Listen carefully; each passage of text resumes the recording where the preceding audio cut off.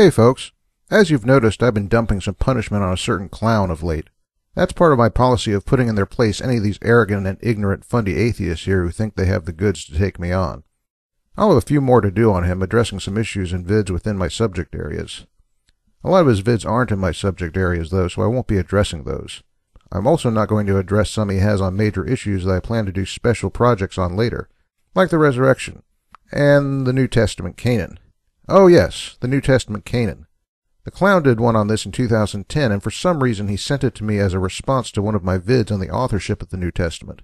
Why he did that is hard to say, since my vid had nothing to do with the subject of how the New Testament was canonized.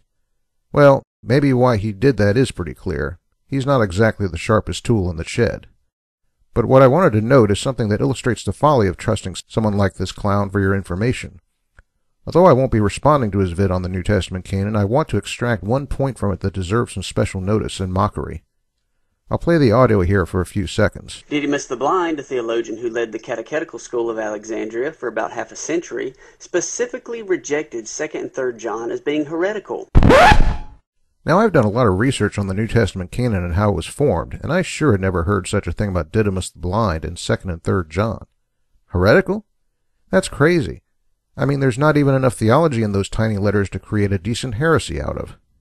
Although there are several scholarly sources that discuss this matter, I'm going to feature as a lead source an academic journal article which was written in 1983. The real story is that Didymus simply never mentioned 2nd or 3rd John, or the letter of Philemon for that matter. And some have decided that because Didymus only refers to, and I quote, the epistle of John, he must not have accepted 2nd and 3rd John as canonical. As this article points out, though, these references to 1 John, quote, eventually lead nowhere. Without a definitive statement to the contrary, one can only assume that Didymus saw no need to refer to 2nd and 3rd John. As to whether Didymus thought 2nd and 3rd John were canonical, this article says, that cannot be determined. There's no mention of Didymus thinking 2nd and 3rd John were heretical. Where the clown got that silly idea from, there's no telling. But it definitely reflects the fact that you can't trust his scholarship at all. And as an ironic by the way, I could give you a million years and you'd never guess who the author of that article on Didymus the Blind was. Ready?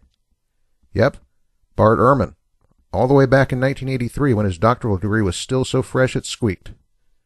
Bottom line though, there's one thing this clown said that is absolutely correct. But what do I know? I'm simply an unlearned Fundy atheist.